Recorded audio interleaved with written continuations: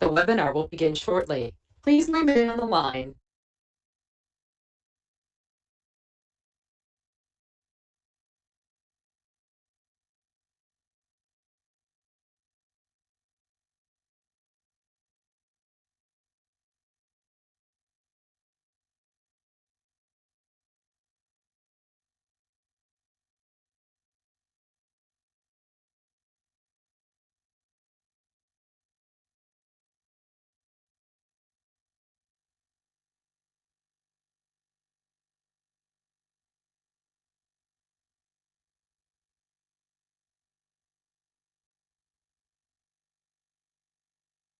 The webinar will begin shortly. Please remain on the line. The broadcast is now starting. All attendees are in listen-only mode.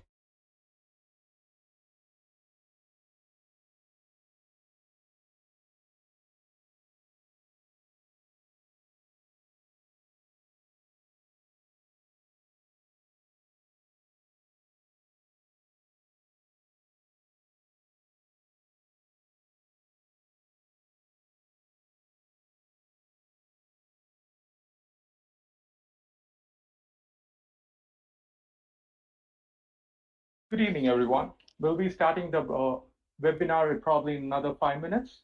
Please bear with me.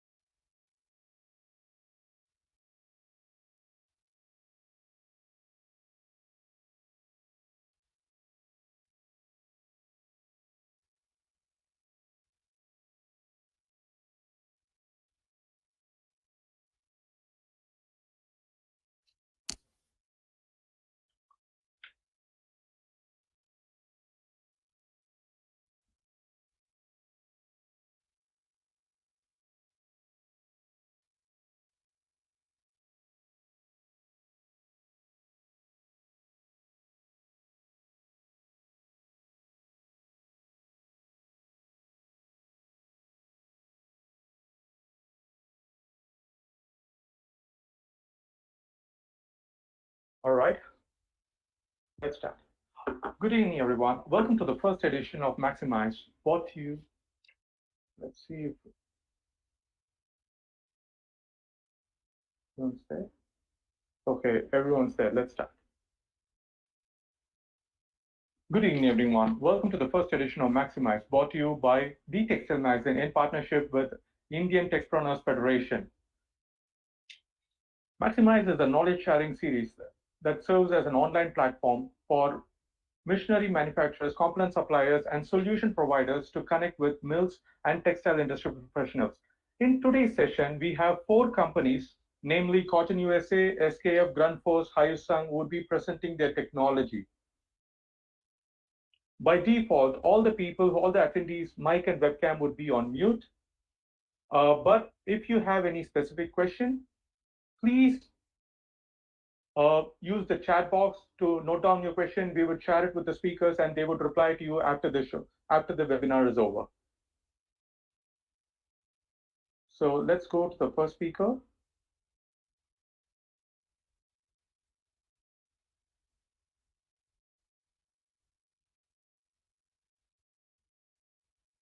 The first speaker for today's evening is Mr. Jörg Bauer-Sachs, who's the head of technical services of Cotton Council International. He has a rich experience of 30 years in the field of manufacturing and sales. Today, he will be presenting on the topic Barriers to Profitability, the CCI experience. Over to you, Mr. Bauer-Sachs. Thank you, Mr. Ganesh. I hope everyone can hear me. Then let's start. A warm welcome from Germany to India, or wherever you may listen to this webinar. First of all, on behalf of CCI, I would like to thank the organizer, the Indian Textile magazine, for giving us the opportunity to participate in this webinar as one of the keynote speakers. So, what do we have prepared for you today? The title of our presentation today is The Barriers to Profitability, the CCI experience. Next slide, please.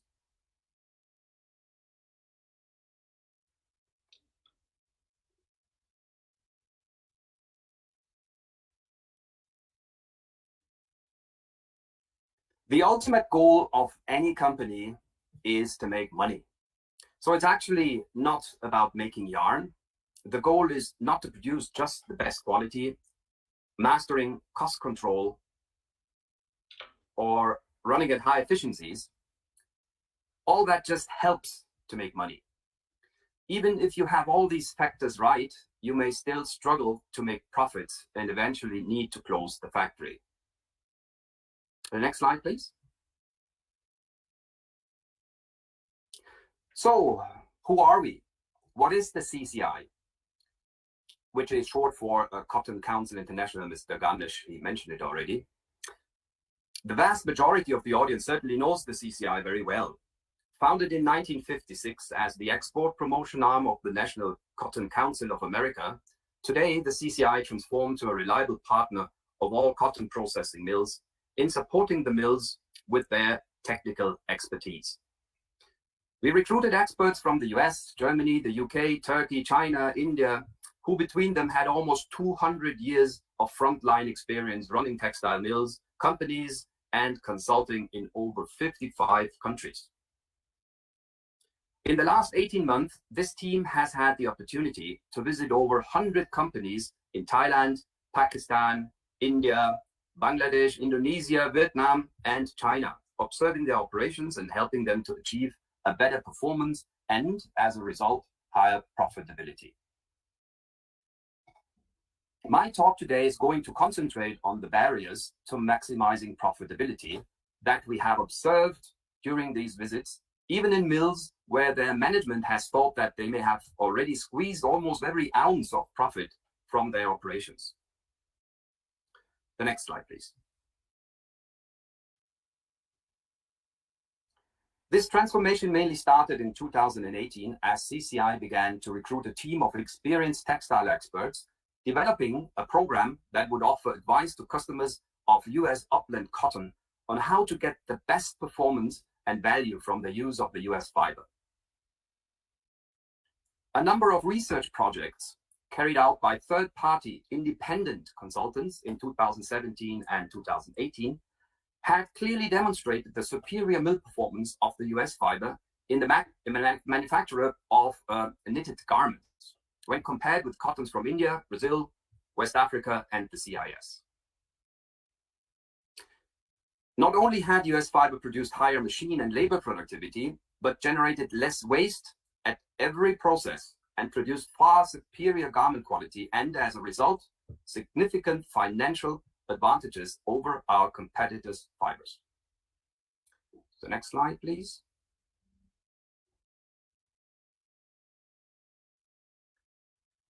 I want to focus in my presentation on the 6 common issues that we see in almost every mill we visit that limits their ability to maximize their profits, which is raw material selection, waste control, machine and labor productivity, quality and process control, industrial engineering, and last but not least, cost control. The next one, please.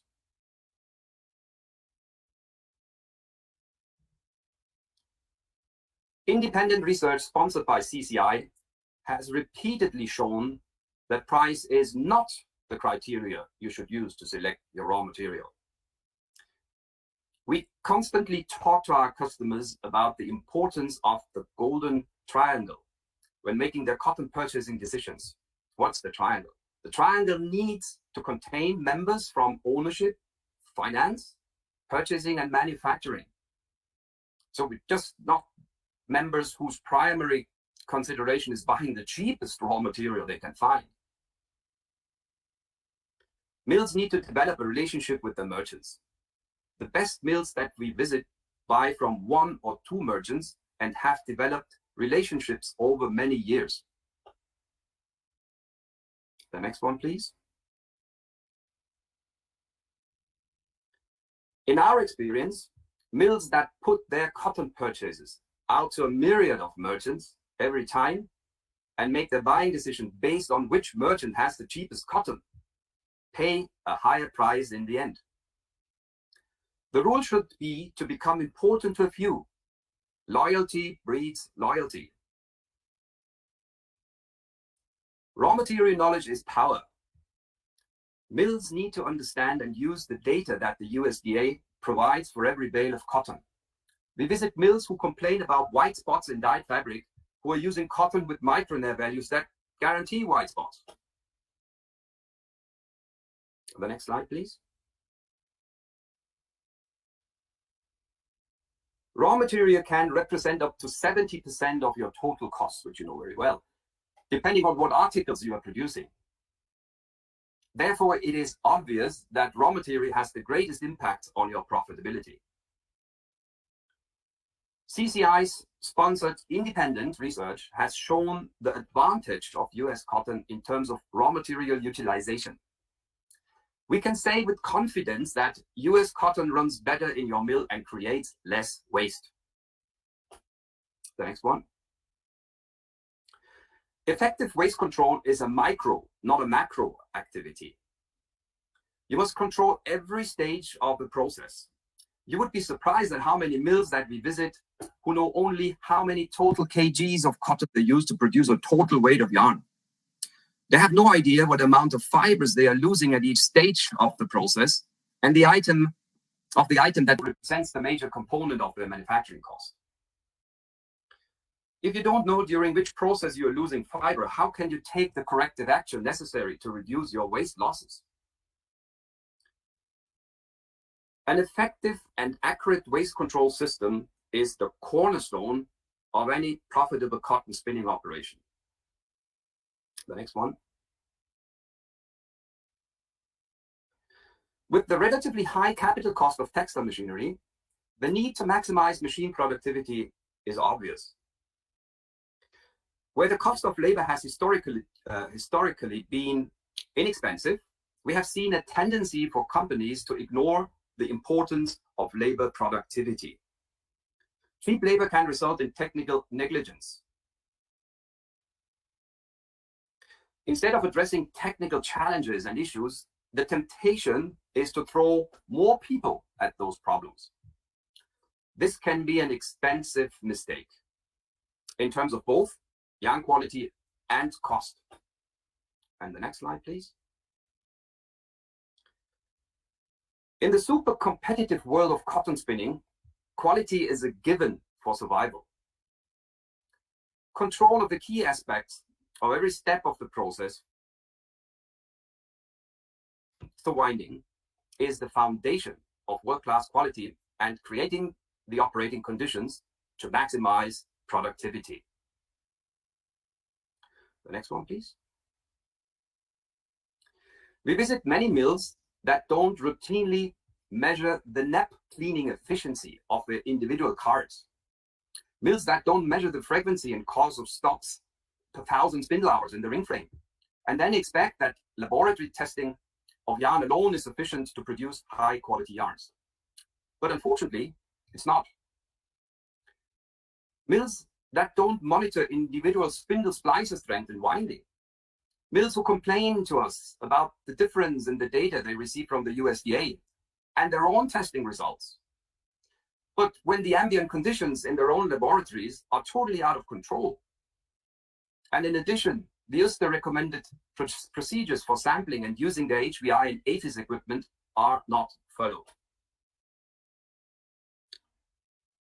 Since the introduction of CCI's technical service team in 2018, we have visited over 100 spinning mills using US cotton to maximize their performance and enhance their profitability. In none of those mills have we seen the use of even basic industrial engineering techniques that have been fundamental to those mills that have survived and thrived in Europe and North America. I can really speak from own painful experience running factories in Germany and Austria fighting for survival back in the 90s. The importance of using industrial engineering to establish accurate job loads for spinning operatives impacts directly on yarn quality, waste levels, and cost. The next one, please. In the ring frame, for example, if an operator is incorrectly loaded and is looking after too many spindles in relation to the machine stops per 1,000 spindle hours, the impact on machine efficiency, idle spindles, and increased pneumofuel waste will have a major negative impact on cost and hence profitability. In almost every mill we have visited, major savings in the automatic winding department could be achieved by the application of simple industrial engineering techniques. It's not about saving labor. It's about how industrial engineering could help to redistribute labor to where it's needed more. And the next one, please. Just prior to the COVID-19 lockdown, we visited a renowned mill in China where it was obvious that they had too many people in winding and not enough people manning the ring frames to cope with the frequency of ends down they were experiencing. Switching people between the two departments would have improved output, reduced waste in spinning, and immediately increased profitability. And the next one, please. Prior to the crisis that we have seen with the COVID-19 pandemic, too many spinning mills, especially in this part of the world, have been struggling financially because basically our industry has too much capacity. That imbalance between supply and demand will only get worse in the new normal post-pandemic world in which we will all have to operate in the future. You would be surprised how many mills that we visit who really have little or no idea of their actual costs, who just guess rather than calculate the selling price of the yarns. Next slide, please.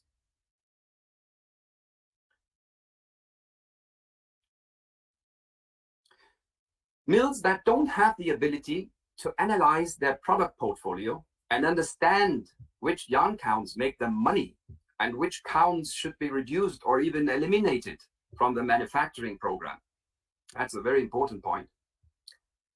Or investment projects for expansion or replacement of older capacity that are basically vanity projects that with cost-based analysis would never have seen the light of day. Accurate cost control in our industry has always been important, We believe it will become even more important in the post-pandemic world, which is why we have developed a simple costing model based on the combined experience of our team who have managed mills in North America, Europe, and Asia that can help customers of US upland cotton quickly identify the areas of opportunity for cost reduction and profit improvement. This is really a powerful tool. The next slide, please. We have titled this presentation, The Barriers to Profitability. We could have used a different, more positive title, such as The Opportunities for Profit Improvement.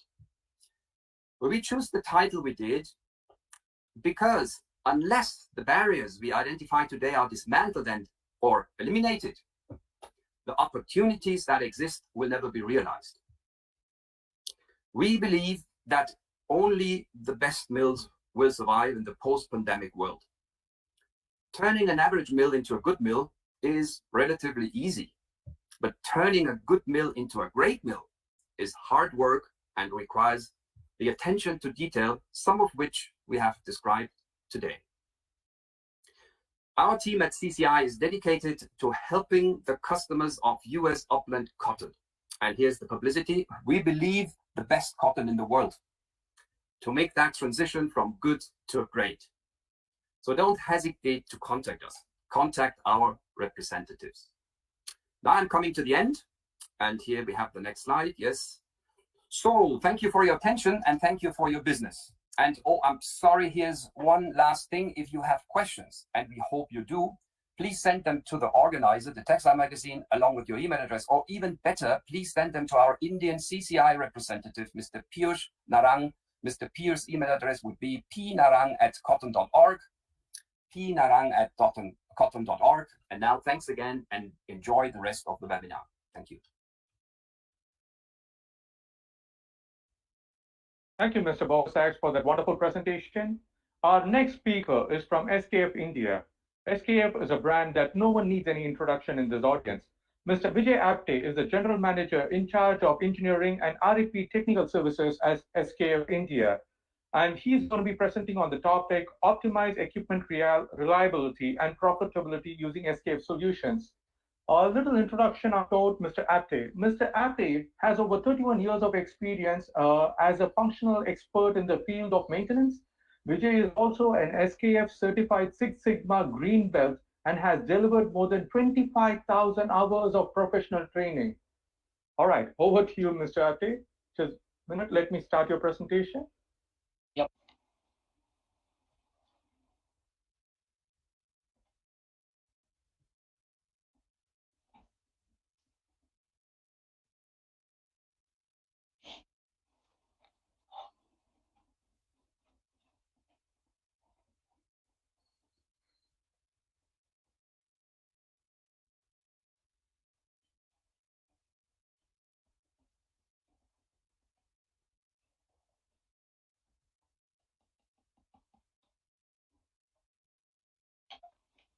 So, good afternoon.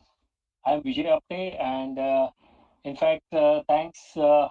Dinesh, for my introduction and warm welcome. So, the next slide. Today we are going to discuss that how we'll maximize the profit. Can you go to the next slide in the presentation mode? Yeah, next slide. Yes, so we are going to discuss about how we are going to maximize the profit. Every industry is, and today every industry is facing the problem. What is the problem they're facing is that they want to reduce the cost. At the same time, they want to improve the performance of the mill. Now, why this is happening? So we know that the globalization, merger and competition is placing greater focus on finance, risk and the knowledge management.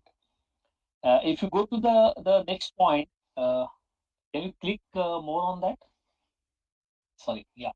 So recent global pandemic forcing companies to cut cost, and I'm sure that every industry want to reduce the cost, they want to reduce the risk and focus on more efficiency. Also, it is very important that availability of the skilled workforce is also the challenge. The complexity due to automation and maintaining aging assets and ensure safety of operation is also one of the important tasks. When we are talking about maximize the profit, it means what SKF approach is to work with customer and explore the inherent capabilities which are having inside the plant people to get the maximum profit from their same unit. Can you go to the next slide? Availability of the skilled workforce is very important because nobody is ready to work in the maintenance, and which is really people are moving focus towards the IT industries. And over a period of time, the knowledge of the people who are working in the mill is going down, and it is the automation and the maintenance activities will be on based on all contract labors. So one more challenge is that increasing raw material cost. So every management wants to reduce the cost and improve the performance and maximize the profit. So let us see how we can work together. So next slide. So when we are talking about the customer value, when customer is asking that, okay, how I can get more profitability, how I can improve the efficiency, and these are the major factors which are affecting the performance, efficiency, and profitability. So when you are talking about the complete, there are three important parameters when we are talking about a complete so many activities in the plant: the cost reduction, output increase, and ensure the compliances of from the environmental point of view. So when you are talking about say operation and the maintenance and the energy, availability plays very important. Of the product plays very important role along with the health and safety issue. So when we are talking about how SKF is working together with the customer to improve the rotating equipment performance, which ensures the highest profitability to get the profitability to the customer, it is really positively impacting in all these areas. Next slide.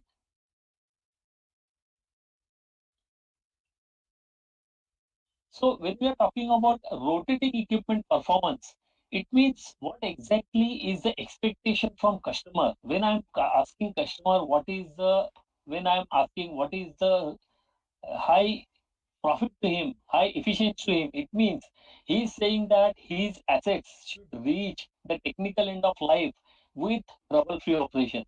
So even if you ask any mill owner, he'll say, I want all my team to work really good, efficiently. At the same time, my output should be the very good quality.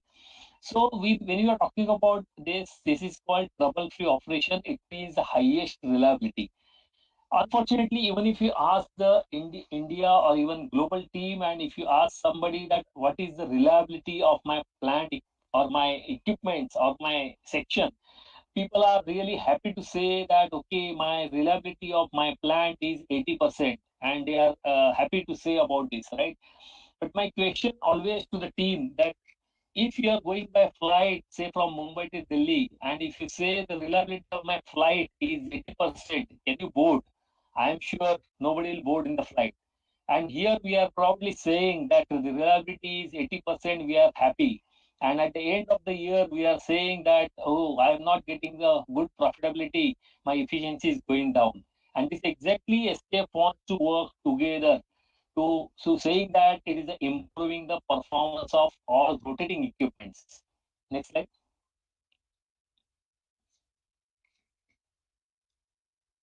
So one of the assets, I know it is a in all the equipments in the textile mills. But one of the important asset when we consider is electric motors. Now, electric motors, I'm sure everybody knows who are working in the mill, textile mill. It is one of the critical asset of the complete textile mills. Say if you consider the spinning, next slide please. If you consider the spinning data, so there is a 50%, you can say the motor contribution, say I'm saying the power consumption, 50% is coming from motor. Then if you see about the lightning, then air handling and the compressors, So the chart which is coming on the bottom of the left hand side, the spinning contributes around 49 to 50% of the power consumption. So that's why I'm saying it is one of the asset which if is not only talking about the motor. In the whole scenario, we are talking about complete rotating equipment. But coming here about the motor part. So if you see on the right hand side, we did along with some of the companies, they did the survey and we got this results from there. If you do the motor rewinding the first time, and you can see the efficiency will go down, and people are doing every year, every 2 years, they are doing the rewinding of the motors. So end of the floor rewinding, you can say the efficiency will go down by 83%. And so when you are talking about how you can improve the efficiency, how you can improve the profitability, it means when you are talking about my motor power consumption is 50% in the mill as a whole. And out of that, after 2 or 3 or 4 rewinding, efficiency is only 83%. Then you can really think how much power loss we are really paying in the form of bill. Next slide, please. So why motor performance matters? So when we are talking about this, why really SKF can support on that? Even though we are not motor manufacturers, but when you are talking about the performance of the motor, lubrication and the bearing, it plays around 51% of the motor problems are related to the bearings and the lubrication. So when we are discussing about this, 24 by 7, 360 days. So humid ambient and contaminated operating conditions are always there in the textile mill. Every failure results in reduced motor efficiency. As I just now told you that 1% reduction per repair. The quality of reconditioning is very is that I am not saying it is not, I'm saying improper. When I'm saying that quality of reconditioning, that people are doing the rewinding of the motors, how they are doing the mounting of the bearings, how they do the lubrication part, how they maintain the tolerances, and again after 6 months, motor has gone back to the rewinding. Again, it is again and again same cycle repeats. Also, a very important part that people are not worried about the preventive maintenance, how we can monitor the motor, how we can do lubrication of the motor, because it's very important that we have seen some failures because of the excess lubrication in the motor. And of course, it is the very frugal engineering. So people try to make anyhow who can crook, they try to maintain and they try to run the machine. So when we are talking about this, why we should focus, okay, that is the motor part, motor performance. Next slide, please.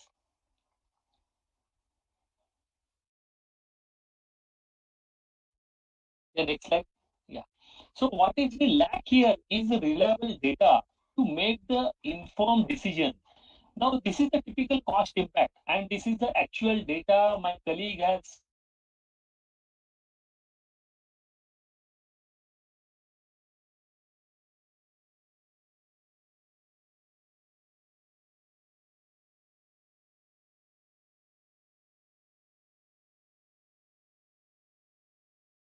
binding area. We are talking about lubrication practices. People are doing the varnishing, and people how they are handling the bearing. And after this, we are saying, okay, this motor is not performing. It is drawing more power, and ultimately my electricity bill is going up. As I told you, around 50% is for example, I have taken it for stealing. It is coming from the motor. So motor cost I have considered is a 4 lakhs for around 80 kilowatts motor, and bearing cost is something around 15,000 per set. The replacement time is 150 minutes. Loss of production and restart is approximately 20,000 depending on the quality of the yarn and the manpower required. Now, if really look into that, how much the cost impact for not really focusing on the motor is is losing by the owner or by the factory owner as well as the people, the like maintenance people, because ultimately whatever the job we are doing it is whole responsibility lies with the maintenance team. And that's why it is very important when we are talking about maximizing profit. Every small activity has to be properly monitored and properly guided by the team. So next slide, please.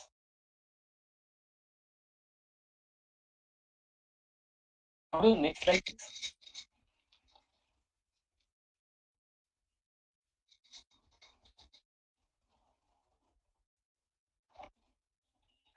So SKF has come with the program, as I told you, and only one aspect we have considered, that is a remote monitoring. How and where SKF can contribute our operation. So we are ensuring that it is called reliability enhancement program, where we can say it is a complete equipment. I just given the example of motor, but here the equipment reliability enhancement program, where we can ensure that around 90 to 95% availability we can give it to you, and that the program is called zero surprise failure or unplanned stoppages. It means a SKF will ensure that there should not be any surprise failure. Midnight should not be happen that okay, my motor or machine is down. So that is called zero surprise failure. How we'll do it? It is a remote monitoring. So we'll mount the sensors and we'll connect it with the cloud server. From the cloud server, our analyst will continuously monitor your motor. I'm talking about one asset as a motor, and data and right solution through analysis. Our analyst will give you the immediate the report and saying that what corrective action you have to do, so there should not be any failure in future. And also we will support for implementation of solution. So how SKF can help to deliver the value? Yeah, next slide.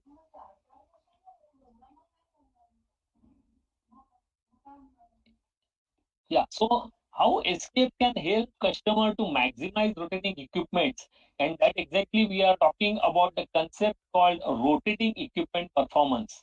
Now, rotating equipment performance, here you can see the complete architecture that you can see on the middle there is a plant which is connected via cloud server, and also there is a left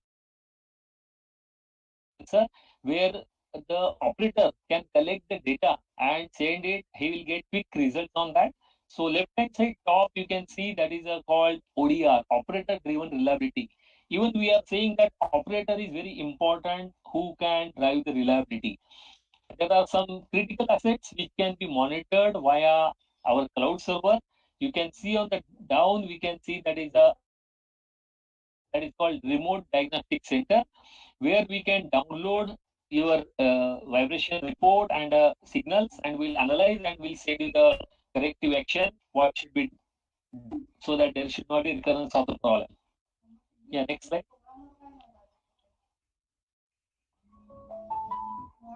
So when we are talking about this, this is a complete, we are talking about changing the concept of maintenance. So changing the concept of maintenance, as I told you, left hand side, you can see about the operator can take the data for non-critical machines. And then what he can do, he can just really look into the small, his mobile phone, and he can see that, okay, whether this machine is okay or not okay. For critical machines, he can just collect the data, he can send it to our server. Even not only for vibration, he can even check the lubrication schedule.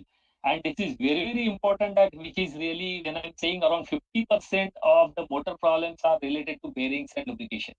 So when I'm talking about this is a complete changing the concept of maintenance and the reliability, SKF is there to support you for not only for the motor. Motor is one of the asset I explained to you, but when we are talking about is a complete rotating equipments, we are ensuring the performance of complete rotating equipments. So next slide. So any questions related to this, you can contact my textile segment head, Vasant Terwarkar, and his mobile number is organizer to share with all team members. So thank you from my side.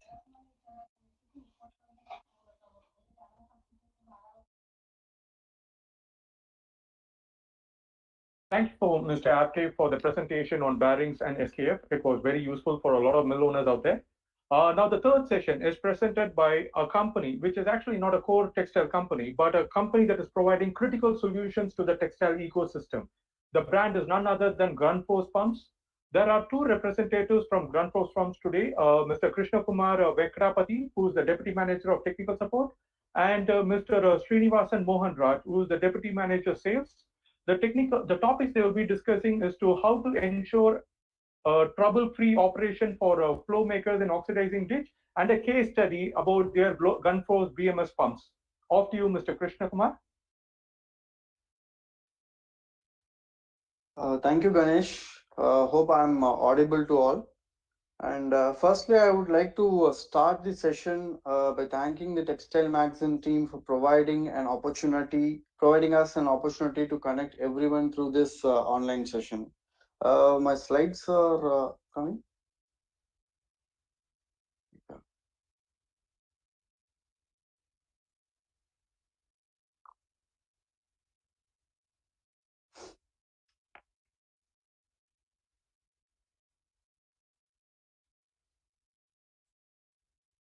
Yeah. Yes. Thank you, Ganesh. So, GRUNDFOS India welcomes one and all to this session. Today, I am going to facilitate you all with some experiences in designing the Flowmakers and its trouble-free operation at common effluent treatment plants. So, before going into the session, a quick introduction about GRUNDFOS India and its operation is underway now. GRUNDFOS India was established in 1998 as a fully owned subsidiary of GRUNDFOS Denmark. And we have celebrated our 20th year existence in 2018. The Indian headquarters is situated in Chennai, serving the Indian subcontinent and its neighboring nations like Nepal, Bhutan, Bangladesh, and Maldives. We are 336 plus employees spread across these regions to facilitate the services and solutions to our customers. So we have our assembly. You can see from the picture, the left-hand side, the first one is going to be our corporate office in Chennai, and the warehouse in the middle. And on the right-hand side, we have our Ahmedabad facility and warehouse. So where we are assembling the products which we are giving to your Indian market. Yeah. So what are our solutions? We extend our services and solutions through 4 major segments in the market. Providing pumping solutions, it starts with providing pumping solutions for HVAC, hot water recirculation, water distribution, and wastewater management in buildings. And the second, facilitating pumping solutions for HVAC, water and ultra pure water distribution, mission tool, chemical handling, process, and wastewater management in industries. I hope many of the textiles in India would have our pumps, at least 1 or 2 will be there in any of their missions, which is actually fit, and it will be coming along from the companies. So the next one is the optimized pumping solutions for water utility, which include irrigation, flood control, water intake, treatment, and its distribution. Of course, when we have water, there will be resulting wastewater. So this wastewater collection, transfer, treatment, and its disposal. Also, we are giving solutions like pumping solutions, mixing solutions, and other monitoring solutions. So apart from that, since we have all these kind of products which we are giving it from our side, so we have our exclusive service network, our channel partners, authorized service centers, and authorized service providers. The network is managed through an app where the companies can, where the complaints and service requests can be registered, and that will be opened by our service personnel, and you can directly contact them, and those will be closed accordingly based on the time period, like 24 hours, based on the severity of the service required. Yeah, next slide, please. So this is the GRUNDFOS network, which you can see it from here. You can see the pan-India network, which highlights the spread of home offices, branch offices, channel partners, POS dealers, authorized service centers, and ASPs, authorized service providers. So this is the complete network of GRUNDFOS India, as you can see it from the map. So our major cities like Chennai, Chennai, Bangalore, Mumbai, Delhi, Kolkata, Ahmedabad, all the hubs have our home offices or our branch offices located. You can surely come back to us for any of your solutions. Yeah, next slide, please. So now coming to today's topic. I'm going to discuss some optimization design in one of the weird topic called the common effluent treatment plants. And I'm sure this would be very useful to you because many of us would have some problems with common effluent in managing the equipments of common effluent treatment plants. So textile effluents are one among the complex wastewater which undergoes intense treatments through various separation process like chemical, biological, and membranes. The treatment can either be centralized or decentralized in nature based on the volume of effluent generated and the corresponding process pertaining to the textile units. So because of the complexity of the effluent and its characteristics, the treatment scheme has one or more oxidation ditch which requires flow makers in these tanks. And of course, in the next 10 minutes, what I'm going to show you is the glimpse of design optimization and trouble-free operation of these flow makers. So now in the picture, you can see the oxidation ditch with a flow maker and the diffusers which is present there. So what is this oxidation ditch? So oxidation ditch is a kind of biological treatment which is classified as an activated sludge process, and it's a kind of extended aeration. These are lengthy tanks in the treatment plants one can come across. If you go to a CETP, when you check out the treatment process, you will surely have this kind of tanks in order to reduce your COD and COD loads, which is coming in the effluent. So because this is the textile effluent is going to be very complex. So because of the characteristics of effluent and design consideration, to generate the less volume of sludge, the food to mass ratio is reduced, and it is between 0.05 to 0.15. So what happens in this case is your microorganisms goes to endogenous phase. Thereby what happens, your sludge generated is going to be reduced to a great extent. So the oxidation ditch is a closed loop system. That is, when you have a huge volume of water in the oxidation ditch, it will be actually circulating throughout the oxidation ditch, and there the process will be happening. Yes, of course, if you have a process, you will have some challenges in the process. So those are the floating sludge bulking, and of course sludge settling and improper mixing. Even though these challenges are process based, installation of flow makers would largely facilitate the process by limiting these challenges. So that is the reason I have taken this topic in order to show how the functioning of these flow makers will facilitate your process without any hitches. So how does a flow maker facilitate the functioning of an oxidation ditch? Next clicks, please. Yeah. So the flow maker actually converts, see, for any equipment, what you do is you give some power. So this power is actually generated or converted into thrust. This thrust is exerted into the bulk, which generates the self-cleaning velocity. And normally, if you see in these tanks, you would have seen that the previous picture where it has shown an empty tank, but this is how the actual tank will look like when the water is filled. And you can also see some bubbles and velocity profiles which is on the top of the tank. So normally the self-cleaning velocity exerted into the bulk would be around 0.3 meter per second. Technically speaking, we call this as a self-cleaning velocity on an average in the tank. So the self-cleaning velocity or mixing velocity would keep the biomass in suspension and keep the bulk flow moving in the oxidation loop. So this water is actually moving.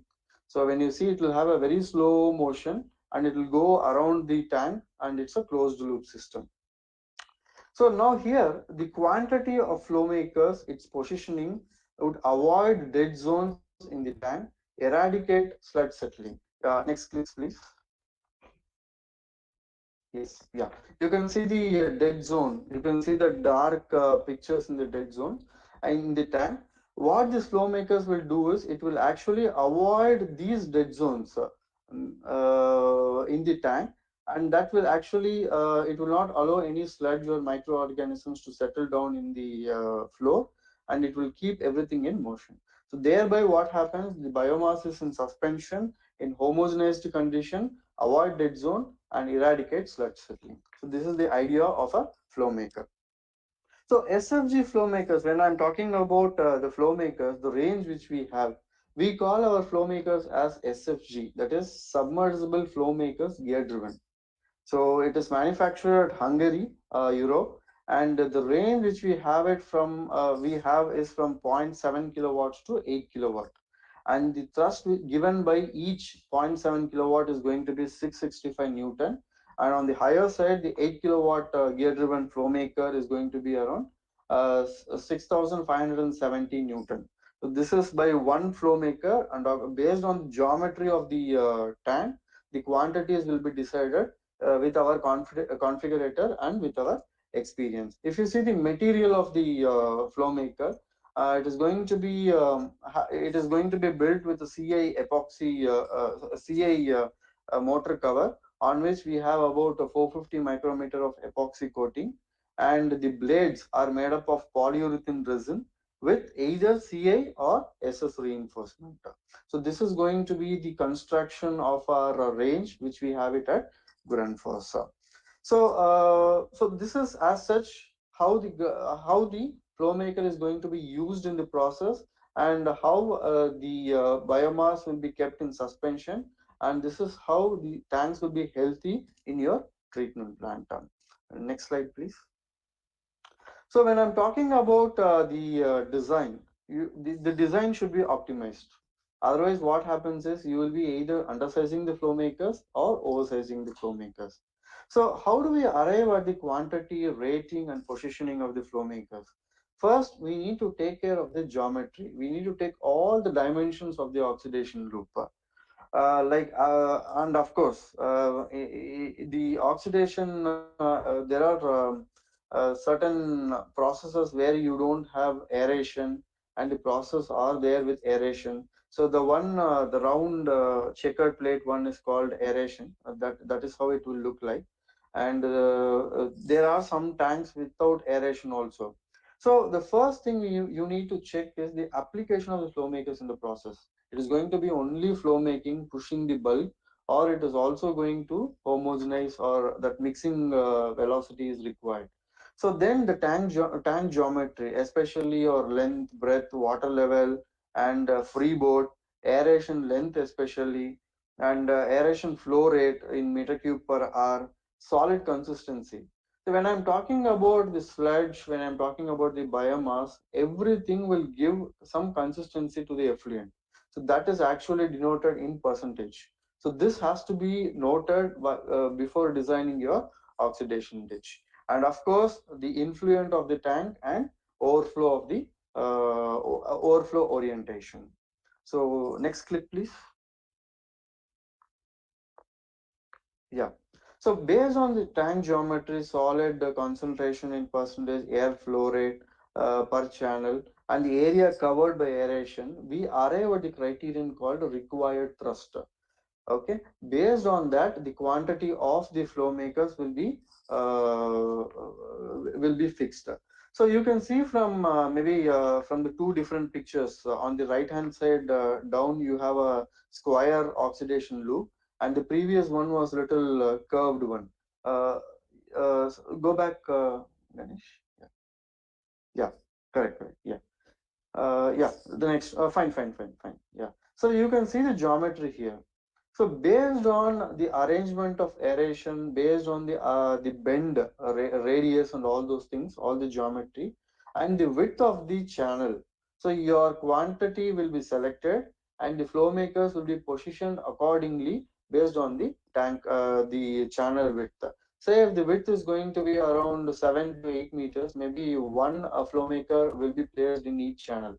Or else what happens in this kind, you have a wider on the right hand side corner. So you can see a wider channel where you have 11.1 meters. There what we did is we have placed both the flow makers in same channel, and the length is also little lesser. So based on the geometry only we will be positioning, and we have certain rules which will be followed in order to position the flow makers. That will be shown in the next slide. Yeah, next slide, please. Yes. So here you can see certain rules which we normally follow in order to avoid the stress on the flow makers. There are certain set of positioning rules which we need to follow while positioning the flow makers. We would maintain at least one time the width. So there should be a distance of one times width. So we take the width, and that width should be maintained from the from the bend to the flow makers. Similarly, when we are having aeration in the downstream of the flow makers, we should maintain one width again. So sometimes when the aeration is crowded, in that case, we should at least maintain one depth water level. Say if it is going to be 6 meters, that has to be maintained from the aeration grid to the flow makers.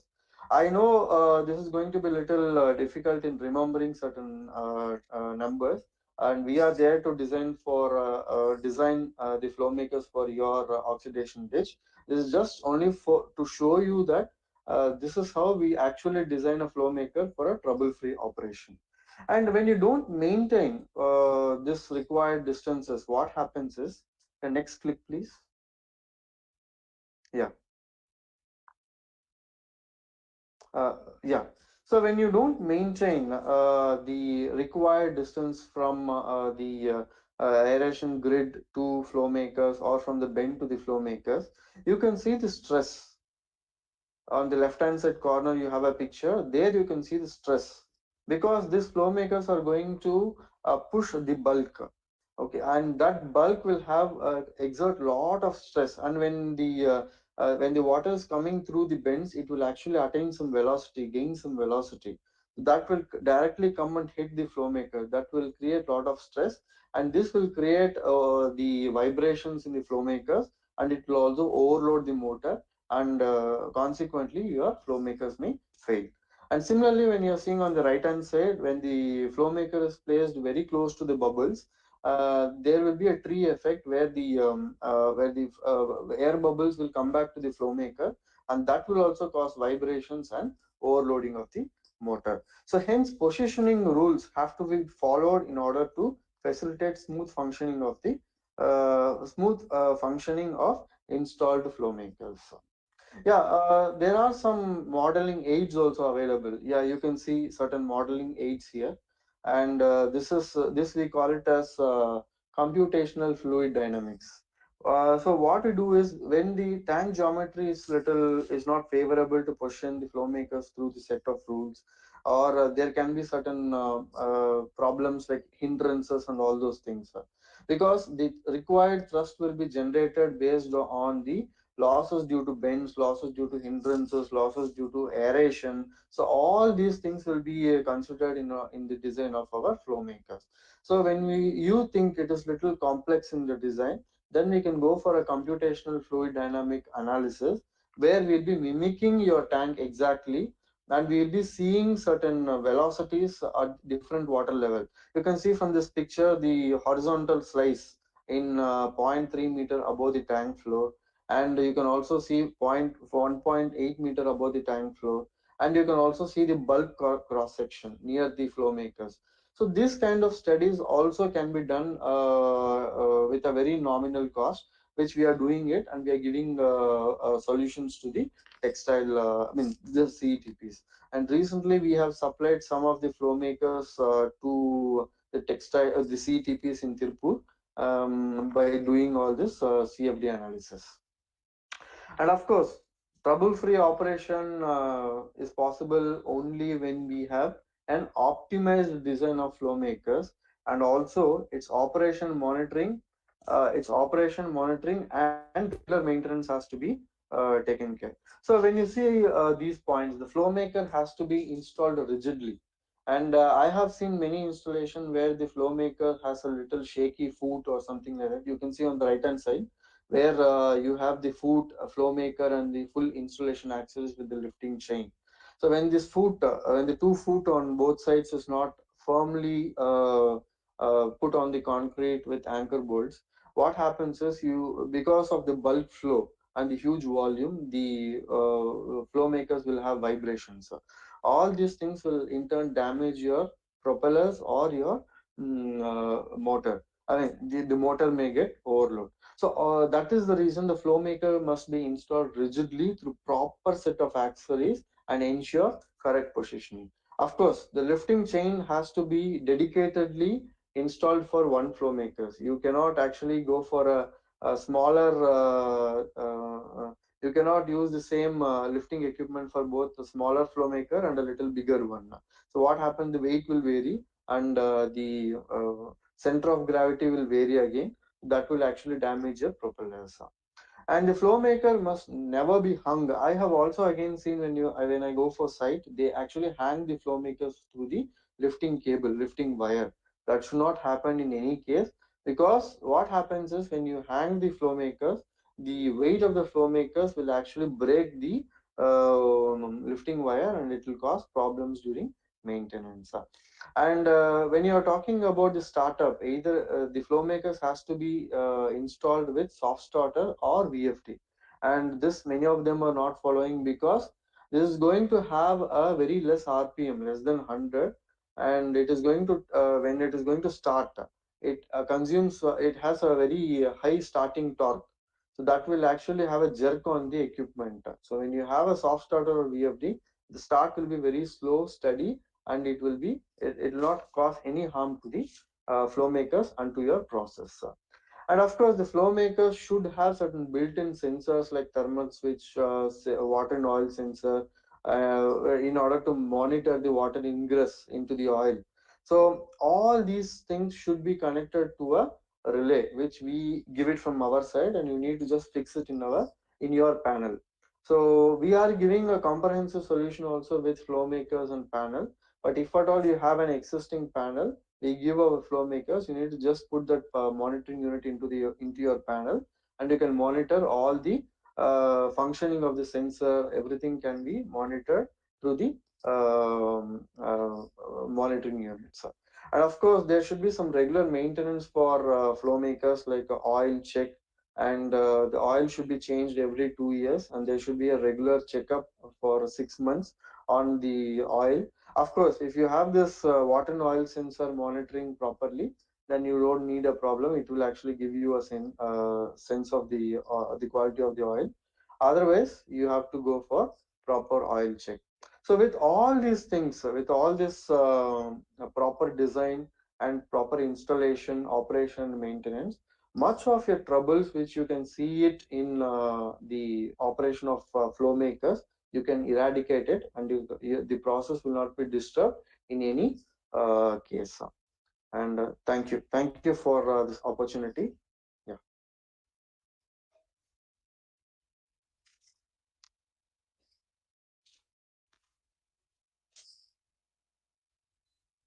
Thank you, Krishna. Ganesh?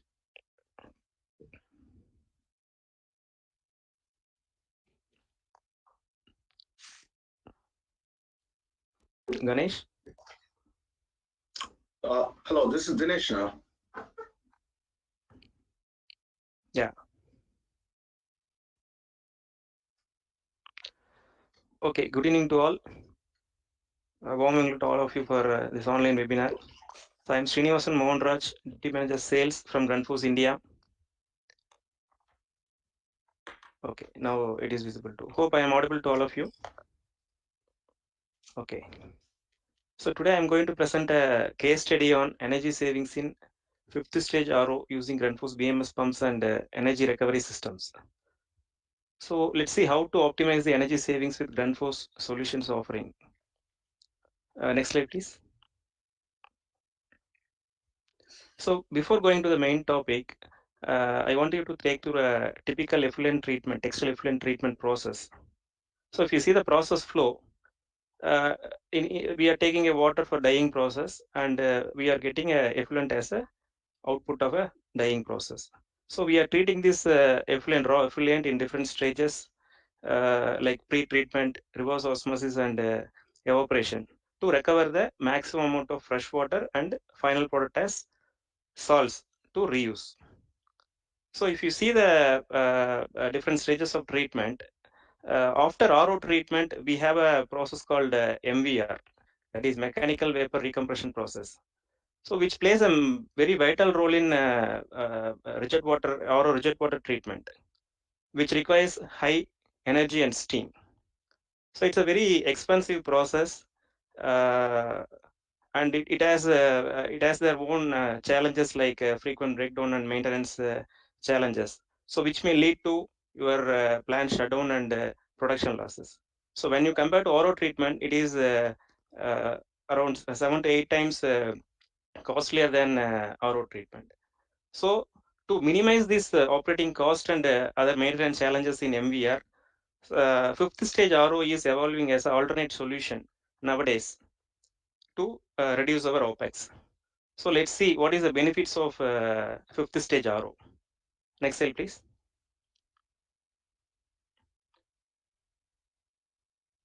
So when you look at the benefits of fifth stage RO, or it is called as a hybrid RO also. So it is a possible solution, alternate solution for MERE, which can reduce your OPEX by 8 to 10 times. So as I said in my earlier slide, MERE is an expensive process when compared to RO treatment. So in this MERE, your treatment cost is very high. So when you adopt fifth stage RO, so you can reduce your treatment cost significantly, and other challenges like the plant turnaround time. So when your MVR is in breakdown, you cannot operate your plant fully.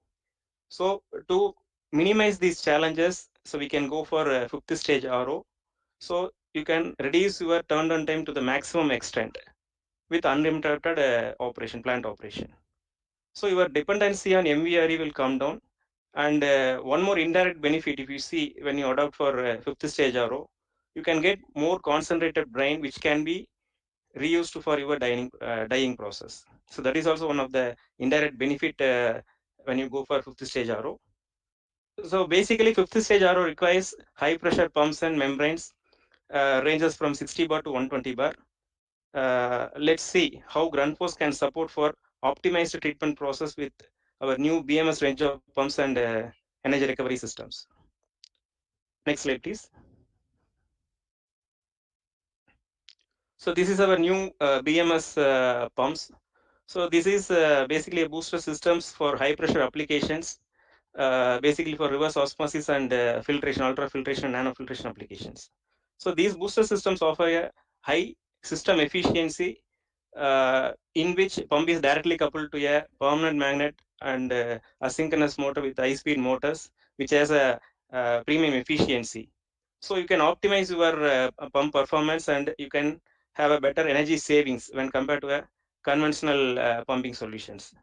So GRUNDFOS is the first manufacturer to use this permanent magnet motors in pumping application, particularly in such high pressure application. So basically, reducing CO2 emissions is one of the greatest challenge for all of us in connection with saving the environment. So this is one of the reasons why GRUNDFOS has developed this new BMS, HS and HP booster systems. Next slide, please.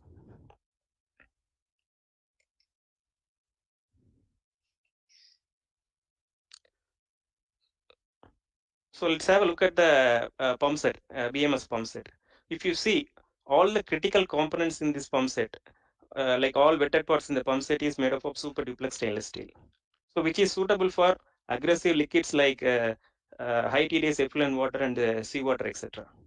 So these pumps are mainly designed for this effluent treatment application, reverse osmosis application, and desalination applications. So it has this high pressure mechanical seal, which is made up of carbon and silicon carbide, and inbuilt thrust bearing, which can absorb the axial thrust from the pump and material of ceramic and carbon. So it has a built-in check valve also to avoid the back pressure in any uneven unlike event. So as an option, we can give electro-polished stainless steel base frame also along with this pump. So to have a high durability and reliability, we have used well-known components and performed many tests both internally and externally with our end users to before launch of this product actually. So it has very highly reliable performance. Next slide, please.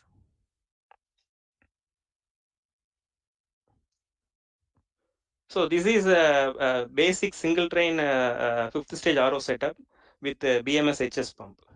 So if you see the BMS, a single BMS pump can deliver a pressure up to 82.7 bar with a flow ranges from 5 meter cube to 120 meter cube in a single pump. Also, we have a customized solution for even for 120 bar pressure also. So in which we have to use 2 BMS pumps in series connection. So this pump has 5 different models ranging from BMS 7 to BMS 60. So with this 5 variant, we can have 17 different pump motor combinations which are available for different duty points. So your selection will be very easy, and we use VFD along with these pumps. So you can vary your duty point based on your requirement. Next slide, please.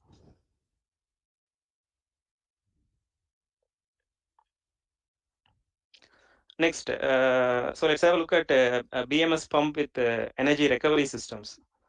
So during this pandemic period, each and every textile industry is facing a big financial crisis, and the big challenges in front of every industry is one of the big challenges, the power cost. So every industry is looking at reducing the energy cost and looking for energy saving solutions. So for which from GRUNDFOS we can provide 2 different solutions to reduce your energy consumption in effluent treatment. So first one is called as BMST, which consists of one BMS high pressure pump and one energy recovery turbine pump. That is called BMT. So in this scheme, if you see the total energy, around 65% of energy is generated by BMS HS pump. Balance 35% energy can be generated through our BMT pump, that is energy recovery turbine. So in this system, you can save up to 35% power maximum. So if you see the other even advanced system, that is called BMSX, which is consist of BMHS pump, one BMS HP pump, and pressure exchanger. So in this system, it is a very highly efficient system, which is having efficiency up to 97%. So you can save your energy up to 60% in this scheme, that is BMSX. Next slide, please.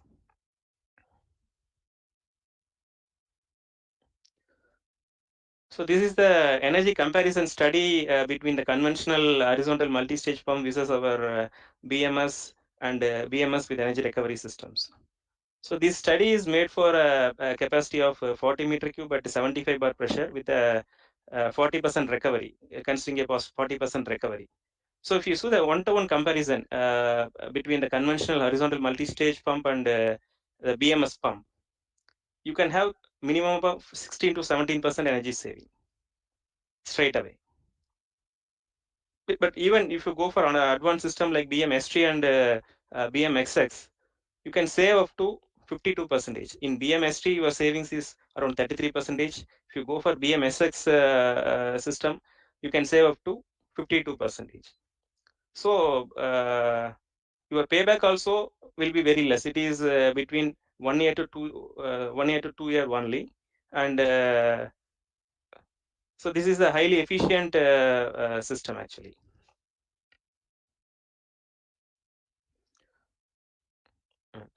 And this is one of our successful BMS installation commissioned at our one of our key customer dyeing plant at E Road.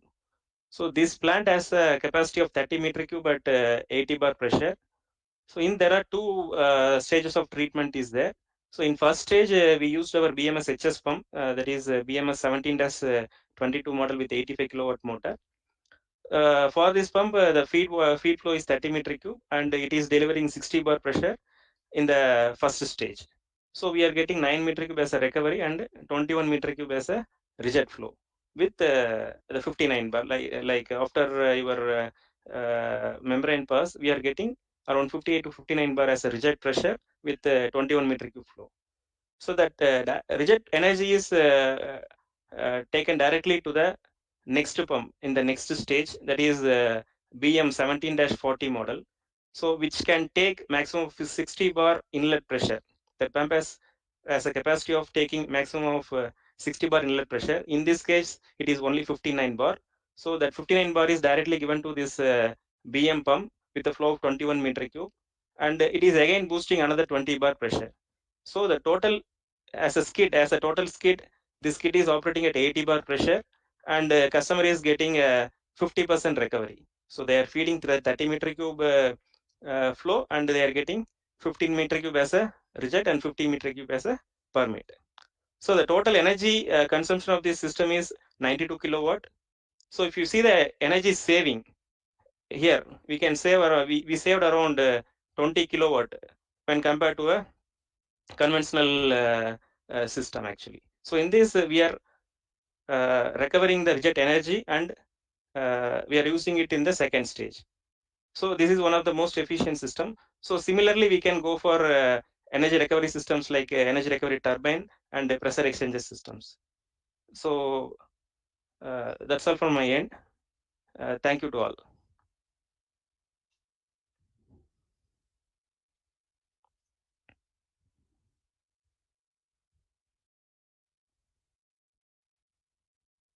And finally, with us, we have Mr. Dinesh Keshwani, who handles the technical and the business development at Hyosung India.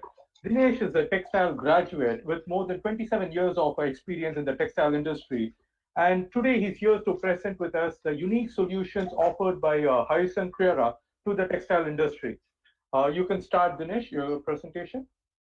Yeah, thank you, Mr. Ganesh. And to be very frankly, I don't have the word to express the thanks for arranging such a good, nice platform, and would like to thank all the speaker, which have already, I mean, they have also represented the useful information to the industry about the cost saving.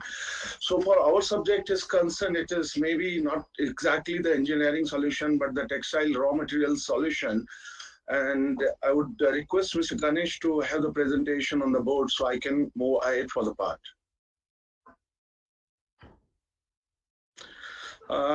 Regarding the Hyosung, it is a South Korean company. And there are 7 kind of a business which is displayed on the slide. Can you move, please? Next slide. Yeah, it is the Hyosung is a South Korean company having 7 kind of a business, and we are from the textile business, which contributes around 17%. And among 17%, the turnover was around 3 billion in year 2019. It has a 65 location at the globe and 25,000 employees worldwide. Next, please. So for apparel and apparel and fabric is concerned, Hyosung Textile has a performance group for the spandex. The Creora spandex is one of the largest spandex manufacturer in the world, with a market share about 33%. Hyosung is a specialty production nylon fiber and polyester specialty fiber. Mostly the nylon and polyester have the concept of cooling, thermal, antimicrobial, and softness and comfort. Next, please. Oh, yeah, okay. Last time, Yeah, and let's say we start about the Creora Hyosung factory location at the globe. The mother factory at the Korea, then Vietnam is the one factory, then Brazil is the one factory, Turkey at the one factory, 4 at the China, and recently started in India operation. It was in October 2019. See, all the global location, our global location for each factory make a very comfortable logistics system for each customer for the quick delivery and quick supply. Next, please. You can see the growth of the Creora spandex manufacturing. At the moment, it has reached around 330,000 metric ton per annum. Since it started in 1992, the production was very less. One of the reasons because of the initial slow expansion. Basically, the spandex is very sensitive material for the textile application, which is only 2 to 5% contribution. So until and unless our R&D could get the assurance for the quality to have the global standard, we could not expand. And since we got the confidence for our quality, we expanded very aggressively since 2005. Next, please. Yeah, this is before we go to, yeah, just back, Mr. Ganesh, please back again. Go to back, yeah. Before we go to Hyosung offering of Creora spandex and nylon polyester, let's have a glimpse of Indian textile export-import market trend index. As we know, we are struggling a lot because of the COVID pandemic, as we are facing all. So there is some index for the textile, garment, fabric, knit garment, and other commodities for export import. So we can have the idea, the indicator, what is going on. Next, please. Well, this is the Indian export value in USD index of apparel and textile. So we can see up to January, February, it was okay. As I said, in the March, it started to fall. And April, it was the lowest. May again started to go up a little bit because of the pending and some vacuum it had. And June, it has reached around 60%. And it is, see, this knit garment, knit fabric is the most significant among all. Here it is a knit fabric, knit apparel, woven apparel, all apparel and textile. But Indian exports, so far knit fabric is concerned, it has boomed during this period. Even June, we can see the index is over 100%, more than 100% than compared to normal situation. Next, please. Here's the import of textile, like the same one, the knit fabric, knit apparels, woven, all apparel and textiles. The import of all textiles has resumed up to 50% as compared to normal situation. Next, please. This is India export. See, India is also known as the global map for the denim industry. We are the second largest denim industry, having a capacity around 1.6 billion meter per annum. So for denim is concerned, denim was also the same situation, but during the June, it has resumed export is around 60%. The capacity we have for the denim in India is 1.6, and effective utilization could be around 75%. And among that, we are exporting around 25% to the different countries. Next, please. Yeah. So now I take an opportunity to introduce about the Hyosung spandex branded as a Creora. Next, please. See, the Creora Power Fit is the most commonly used by the textile manufacturer, circular knitting, and the Power Fit is mostly known for its heat resistance and chemical resistance. If you look at the spandex, is more sensitive for the heat and chemical. And heat and chemicals are used mostly after making the fabric during finishing and dyeing. So it doesn't lose, too much power by impact of this chemical and temperature. Next, please. I have the limited time allotted, so I have to finish a little bit early. So here the comparison about the Creora Power Fit. After power is much 10% higher as compared to the competitor, whereas for the dyeing, the power loss as compared to the competitor is a much lower. When we are talking about the competitor, it is the global benchmark competitor. Next, please. Once again, this is a solution manufacturer, the fabric manufacturer Black.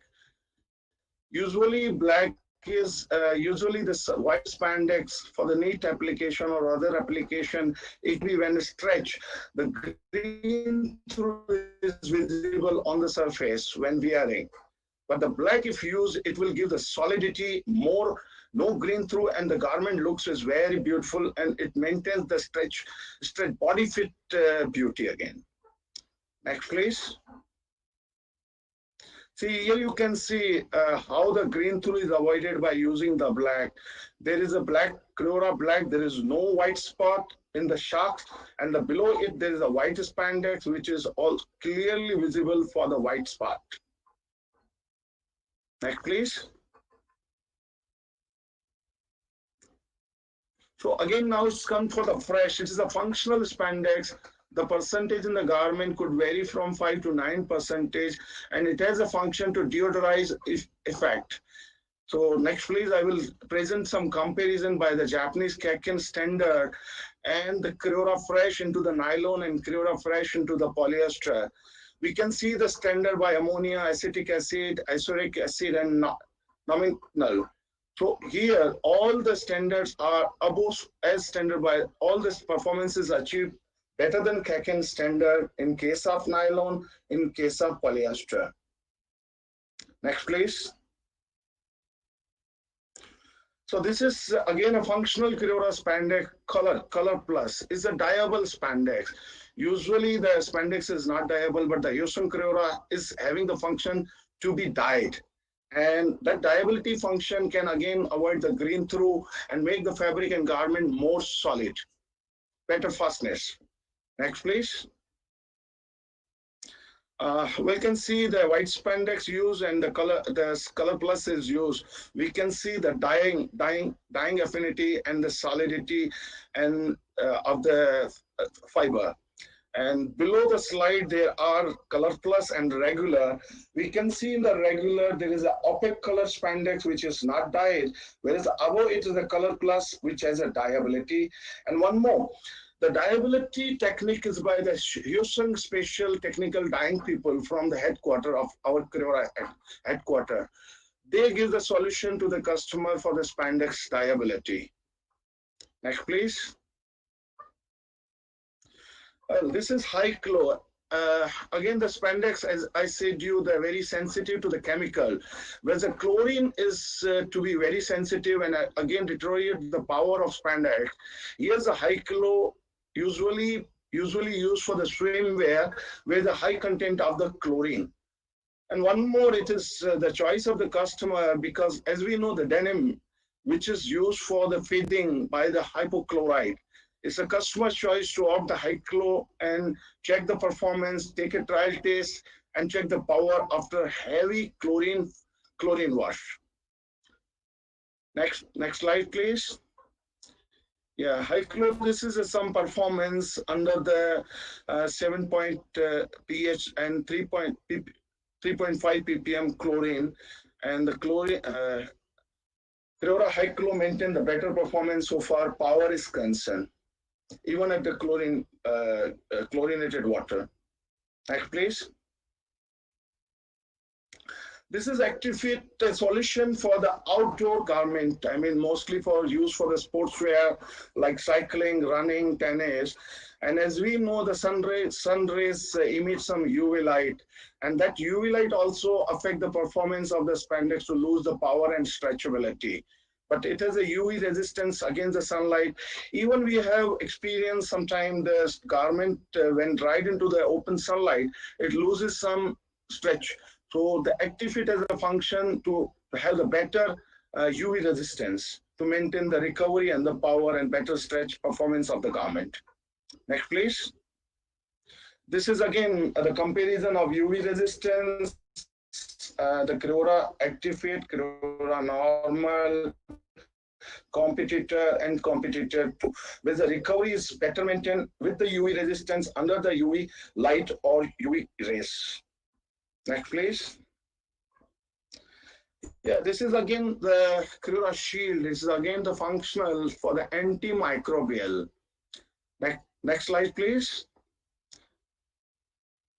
This is based on the zinc ions which banished or which control, you can say, to inactive the growth of the bacteria by combined with the bacterial anion such as COO and OH.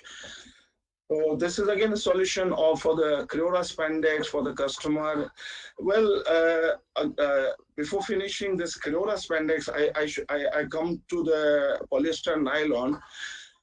So far spandex is concerned, that is the only ornament part of any garment on any apparel, varies from 2 to 5%, or maybe some swimwear or some activewear has a more content, but mostly circular knitting or the woven or the denim, it is hardly 2 to 5%.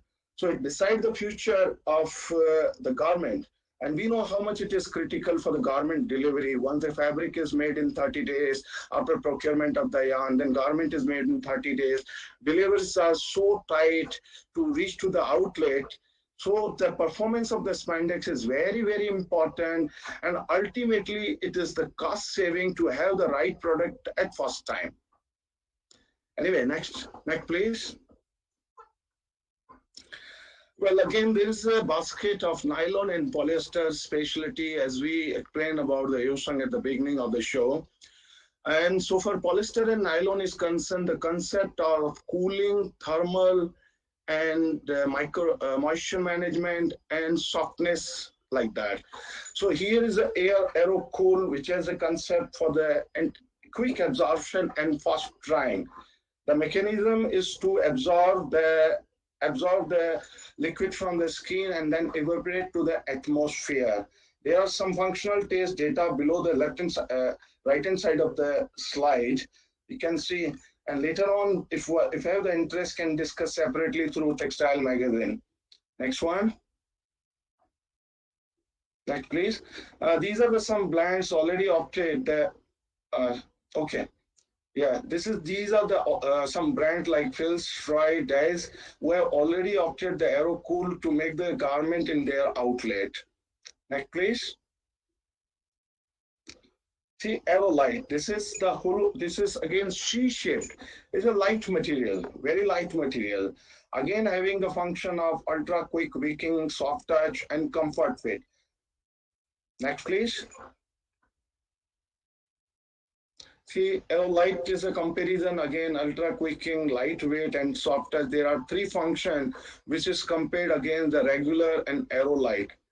So this is again the light material with a soft touch and ultra quick weakening moisture management for the more comfort for the garment. Next, please. See, already in the market, Reebok has opted this Aero Light concept for their sportswear and Puma as well. The sportswear global two brands like Reebok and Puma has opted this concept to introduce their garment into their outlet. Next, please. Well, this is AquaX. AquaX has a very excellent cooling, and this cooling function is combined with the UV cut. There's hardly any fiber manufacturer offering these two solutions together. One is a cooling combined with the UV cut. And this is AquaX is a Hyosung nylon, and roughly depends, the cooling effect depends on the content of the fiber in the garment, but apparently it can reduce the temperature, body temperature, cooling effect, it can make a 5 degrees less as compared to the atmosphere when wearing the 100% AquaX garment. Next, please. Yeah, this is UV protection, cooling effect comparison, and quick absorption. Of course, every of our filament has a quick absorption and quick drying. So, next, please. AquaX already, the Under Armour and another global brand has opted this concept. Parallelly, we have the Askin. Askin is a polyester having the similar function like AquaX, but a little bit lower than the AquaX. AquaX is a superior as compared to the Askin. Next, please. Yeah.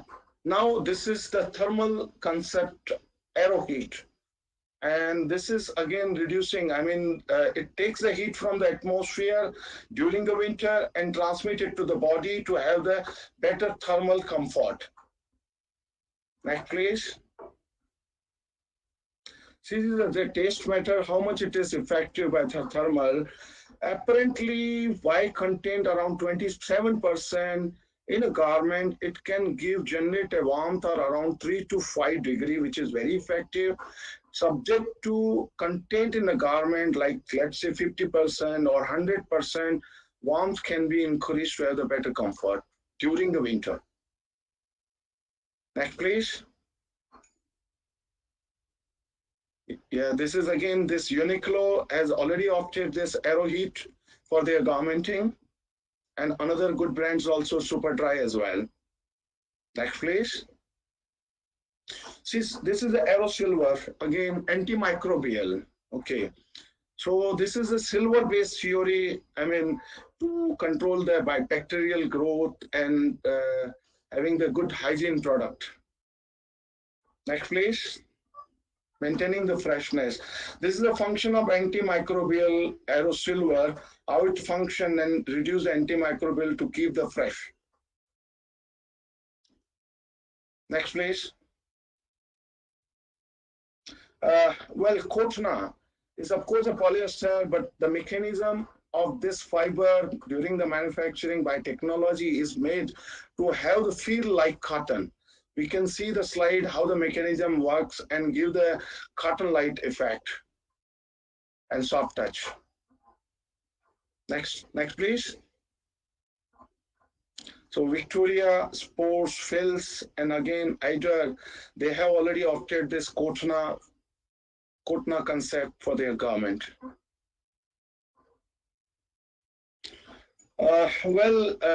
We have presented about the Creora spandex and then Hyosung specialty functional nylon and polyester.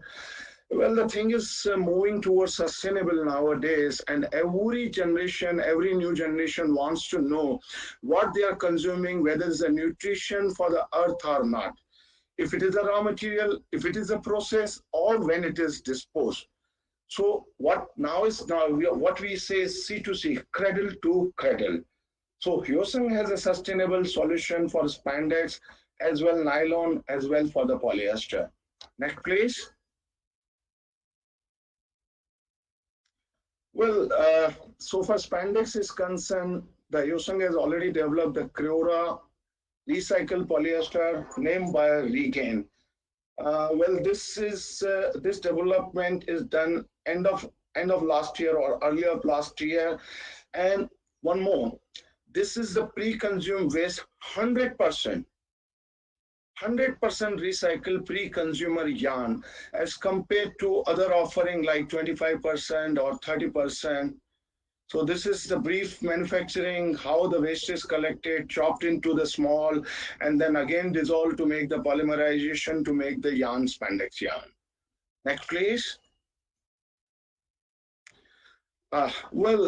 This is a bio-based using the raw material from the natural sources, so it can be biodegradable later on after using, when disposing.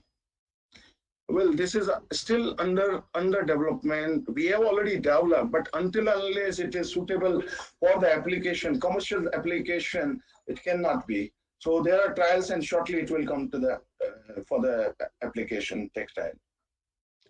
Next, please.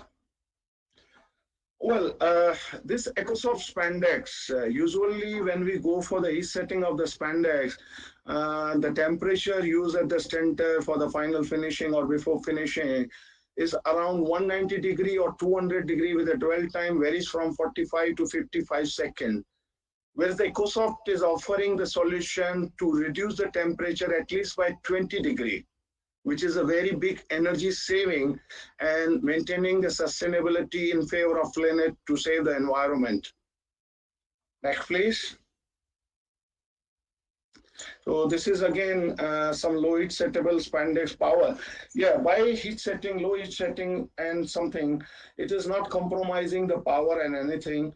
So weight, the fabric performance is maintained as good as like the normal spandex. Next, please. Yeah, this is Regain. Regain, we already introduced the Regain Creora. There is a Regain nylon recycle and Regain polyester recycle. The nylon is a pre-consumable product and Regain polyester is a post-consumer product. So I think I am about to end my presentation to come up to the last slide of thanks to say thank you all. Next, please. Next, please. Yeah, this is all. Yeah. So thank you very much. In fact, we could not say about the maximize the profitability, but our is, as said, the profitability depends on the right product at the right time. So ours is a solution for the manufacturer to have the right product at the right time. Thank you very much. Thank you so much, Dinesh, for your presentation. My special thanks to all the speakers who are present today, who gave their insights about their presentation about their company. Thank you so much for the solution that you offered to the textile mills. Very soon we'll be announcing our next webinar, so stay tuned, stay safe. Thank you for all the attendees. This is Ganesh Kalidasan signing out. See you next time. Bye-bye. Thank you. Thank you. Namaste.